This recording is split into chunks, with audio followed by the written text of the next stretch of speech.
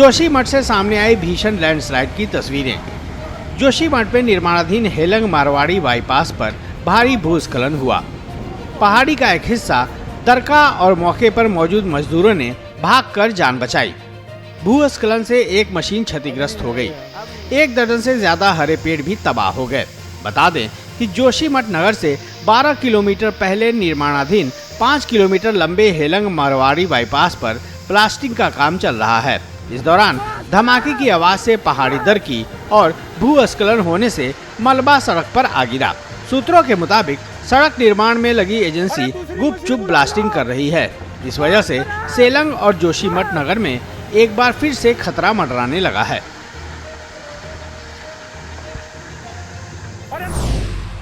इस बार की 4 धाम यात्रा नए रिकॉर्ड बना रही है। उत्तरकाशी के गंगोत्री और यमुनोत्री धाम में अब तक 14 लाख से ज्यादा तीर्थयात्री पहुंचे हैं। दोनों धामों में लगातार बड़ी संख्या में श्रद्धालुओं के आने से यात्रियों का दैनिक औसत अब तक के सर्वाधिक रिकॉर्ड स्तर पर पहुंच गया है। यमुनोत्री धाम में अब तक करीब 6,55,000 तीर्थयात्री आ चुके हैं, तो वहीं गंगोत्री धाम में इस यात्रा सीजन में करीब 7.5 लाख श्रद्धालुओं का आगमन हो चुका है। गंगोत्री धाम के कपाट अगले महीने 2 नवंबर को अन्नकूट पर्व पर बंद हो जाएंगे, जबकि यमुनोत्री धाम के कपाट भाई दूज के पर्व पर 3 नवंबर को बंद होंगे। रुद्रपुर के बाद किच्छा में भी कांग्रेस ने प्रीपेड मीटर का विरोध शुरू कर दिया है। कांग्रेसी कार्यकर्ताओं ने किच्छा से कांग्रेस विधायक तिलक राज बेहड़ की अगुवाई में जुलूस निकाला, सरकार विरोधी नारे लगाए। इसके बाद बिजली विभाग के कार्यालय पर धरना दिया। कांग्रेस का कहना है कि किसी कीमत पर बिजली के प्रीपेड मीटर नहीं लगने दिए जाएंगे। कांग्रेस का आरोप है कि बीजेपी सरकार अडानी ग्रुप को फायदा पहुंचाने के लिए आम जनता का शोषण कर रही है। प्रीपेड मीटर लगाए जाने पर उग्र आंदोलन की चेतावनी दी गई है। आज हमने लड़ाई का ऐलान किया, इसको लेकर हम गांव-गांव जाएंगे, बस्तियों में जाएंगे, वार्डों में जाएंगे और सरकार को मजबूर कर देंगे। हम प्रीपेड मीटर नहीं लगने देंगे। किसी भी सूरत में हमें आवश्यकता पड़ेगी तो हम किच्छा का बाजार बंद करेंगे, चारों तरफ से जाम लगाएंगे। हम किसी भी सूरत में इसको स्वीकार नहीं करेंगे। किच्छा की जनता विधानसभा की इसको स्वीकार नहीं करेगी। आय से अधिक संपत्ति मामले में घिरे उत्तराखंड के कैबिनेट मंत्री गणेश जोशी की मुश्किलें कम होने का नाम नहीं ले रही। कांग्रेस लगातार कैबिनेट मंत्री गणेश जोशी को घेरने में जुटी है। पूर्व मुख्यमंत्री और कांग्रेस के वरिष्ठ नेता हरीश रावत गणेश जोशी को लेकर मुख्यमंत्री धामी पर निशाना साध रहे हैं। हरीश रावत का कहना है कि अकेले सवाल गणेश जोशी का ही नहीं है। बीजेपी में ऐसे कई धन भक्षक हैं और मुख्यमंत्री धामी जानते हैं कि अगर एक के खिलाफ कार्रवाई करेंगे तो फिर किसको छोड़ेंगे। एक गणेश जोशी जी नहीं, वहाँ तो कई ऐसे भक्षक हैं, धन भक्षक हैं जो अपने अधिकारों का दुरुपयोग करके धन का भक्षण कर रहे हैं। तो ये धामी जी जानते हैं यदि एक के खिलाफ कार्रवाई करेंगे तो फिर किसको छोड़ेंगे। बता दें कि विजिलेंस कोर्ट ने धामी कैबिनेट से मंत्री गणेश जोशी पर मुकदमा दर्ज करने की अनुमति मांगी थी, जिसमें 8 अक्टूबर तक धामी मंत्रिमंडल को अपना जवाब देना था। लेकिन अभी तक विजिलेंस कोर्ट को धामी कैबिनेट से कोई जवाब नहीं दिया गया है। उत्तराखंड में थूक जिहाद पर सीएम धामी ने सख्त रुख दिखाया है। सीएम धामी ने कहा है कि देवभूमि में किसी भी तरह कोई जिहाद नहीं चलने दिया जाएगा। न तो धर्मांतरण चलेगा, न ही कोई गलत चीज बर्दाश्त की जाएगी। सीएम ने यह भी कहा कि समाज के अंदर खराब चीजों को रोकने के लिए पढ़े लिखे लोगों को आगे आना चाहिए। क्योंकि उत्तराखंड देवभूमि है, यहाँ सब एक दूसरे के साथ मिलजुल कर रहते हैं। लेकिन उत्तराखंड के अंदर धर्मांतरण नहीं चलेगा, उत्तराखंड के अंदर अतिक्रमण नहीं चलेगा, उत्तराखंड के अंदर लैंड जिहाद नहीं चलेगा। उत्तराखंड के अंदर आप देख रहे होंगे अखबारों में कुछ लोग थूक जिहाद कर रहे हैं, ये थूक जिहाद भी नहीं चलेगा। उनके समाज के लोगों को आगे आना चाहिए। जो पढ़े लिखे लोग हैं उनको आगे आकर जो भी खराब चीज है उसको रोकने के लिए कहना चाहिए। जो गलत चीज है वो कहीं बर्दाश्त नहीं होगी और देवभूमि उत्तराखंड में किसी कीमत पर ही बर्दाश्त नहीं होगी। सीएम धामी के बयान का उनके मंत्री भी समर्थन कर रहे हैं। कैबिनेट मंत्री गणेश जोशी का कहना है कि धामी जिस भी निर्णय को लेकर सख्त नजर आते हैं उस पर कड़ी कार्रवाई देखने को मिलती है, चाहे वो लैंड जिहाद हो या फिर थूक जिहाद। देखिए, अगर आपने देखा होगा, माननीय धामी जी के निर्देशन पर 900 से अधिक मज़ारों को तोड़ने की हिम्मत करी है तो धामी सरकार ने की है। और आज फिर सख्त कदम उठाने की आवश्यकता है। मतलब थूक जिहाद ऐसा गिरा हुआ काम बहुत ही दुर्भाग्यपूर्ण है, चाहे लैंड जिहाद की बात हो। और मुझे तो बड़ा आश्चर्य होता है, मैं कांग्रेस के नेताओं के बयान देख रहा था, बेहतर होता वो इसकी निंदा करते। वह कहीं ना कहीं उनके बातों से लगता है वो उसके पक्ष में है, इसलिए उनकी भी जितना निंदा की जाए उतनी कम है। और धामी सरकार का संकल्प है कि ऐसी कोई भी घटना होगी उसके खिलाफ सख्त कार्रवाई होगी और यहाँ के सामाजिक सौहार्द को खराब नहीं होने दिया जाएगा। कथित थूक जिहाद पर प्रदेश के लोगों और हिंदू संगठनों में भारी गुस्सा है। इस बीच योग गुरु बाबा रामदेव की भी इस पर कड़ी प्रतिक्रिया सामने आई है। रामदेव ने कहा है कि मुस्लिम धर्म गुरुओं को ऐसे मामलों में आगे आकर बोलना चाहिए।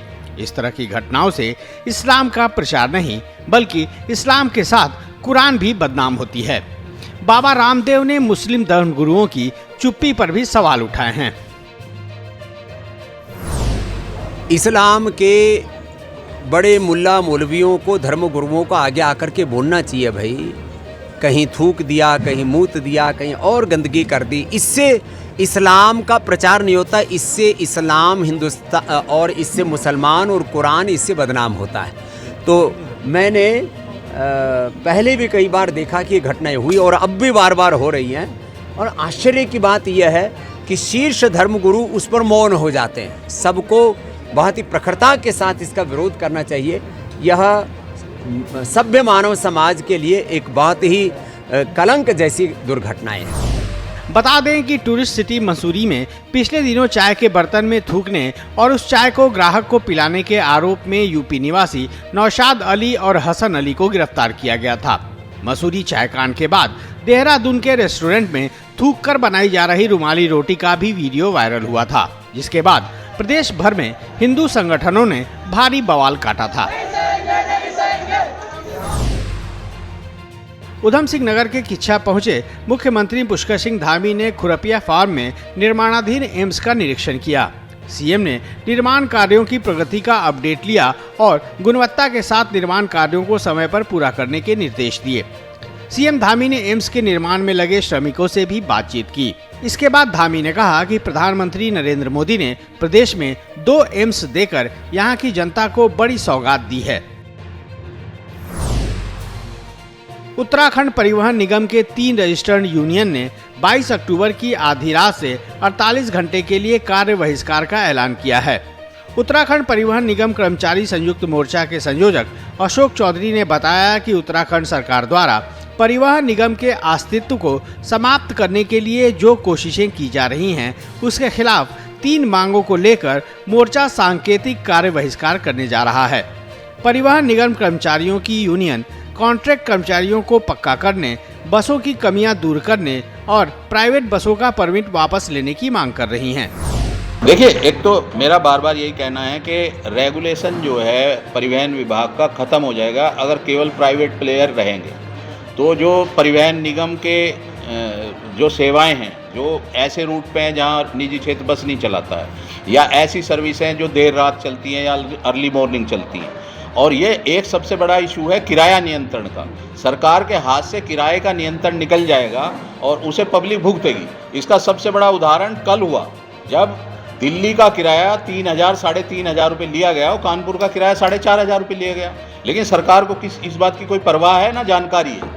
तो अगर सारा निजी क्षेत्र हो जाएगा तो देहरादून ऋषिकेश रूट पे भी 400 रुपया लिया करेंगे जिस दिन भीड़ होगी। तो ये सब पब्लिक के लिए जो है बहुत ही भविष्य अंधकार में हो जाएगा ट्रांसपोर्ट के मामले में। और हमारा प्रदेश क्योंकि यहाँ ट्रेन वगैरह की सुविधा नहीं है ज़्यादा और टैक्सी में अफोर्ड नहीं कर सकते लोग, तो सस्ता सुलभ जो यात्रा करानी है उसमें परिवहन निगम का इस्तेमाल होना बहुत ज़रूरी है। अकेले प्राइवेट प्लेयरों के जरिए यात्रियों को नहीं छोड़ा जा सकता। हल्द्वानी के लाल कुआं इलाके में इन दिनों चोरों के हौसले बुलंद हैं। चोरों ने पुलिस को चुनौती देते हुए फिर दिन दहाड़े दुकान में घुसकर मोबाइल फोन, कैश और गैस सिलेंडर चुरा लिया। पूरी वारदात सीसीटीवी कैमरे में कैद हुई। लोग चोरी की बढ़ती वारदातों से गुस्से में हैं। पुलिस पर नाकामी के आरोप भी लगाए जा रहे हैं। लोगों ने इलाके में बाहर से आकर व्यापार करने वालों, फेरी वालों और मिस्त्री मजदूरों के अलावा संदिग्ध रूप से घूमने वाले लोगों का सत्यापन कराए जाने को लेकर पुलिस को ज्ञापन भी सौंपा है। हरिद्वार से बड़ी खबर सामने आई है। हरिद्वार जिला जेल से 2 कैदी फरार हो गए हैं। कैदियों के नाम पंकज और राजकुमार हैं। पंकज कुख्यात प्रवीण वाल्मीकि गैंग का सदस्य है और हत्या के मामले में आजीवन सजा काट रहा था। वहीं रामकुमार अपहरण के मामले में जेल में बंद था।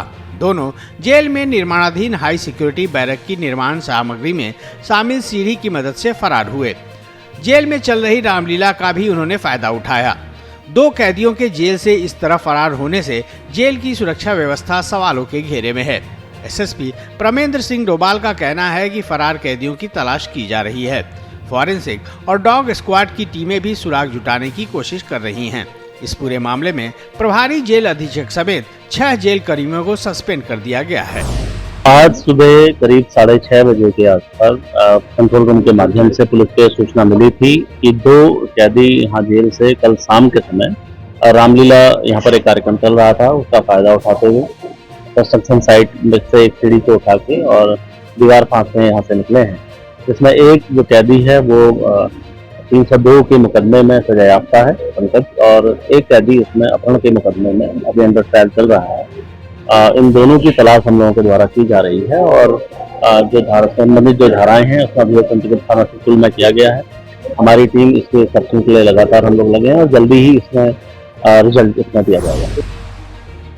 उत्तर प्रदेश के मुख्यमंत्री योगी आदित्यनाथ की मां सावित्री देवी देहरादून के जॉली ग्रांट के हिमालयन अस्पताल में भर्ती हैं। 80 साल की सावित्री देवी पिछले मंगलवार से अस्पताल में इलाज करा रही हैं। मां के अस्पताल में भर्ती होने की सूचना मिलते ही योगी आदित्यनाथ रविवार को अपनी मां से मिलने पहुंचे। इस दौरान योगी ने मां के साथ कुछ समय बिताया और डॉक्टर्स से मां के स्वास्थ्य का पूरा अपडेट लिया। करीब आधे घंटे तक सीएम योगी अपनी मां के पास बैठे रहे। योगी ने डॉक्टर्स को अपनी मां के बेहतर इलाज कराने के निर्देश दिए हैं। योगी की मां सावित्री देवी लंबे समय से आंखों में तकलीफ होने के बाद से इलाज करा रही हैं। उनका पहले ही मोतियाबिंद का ऑपरेशन हो चुका है।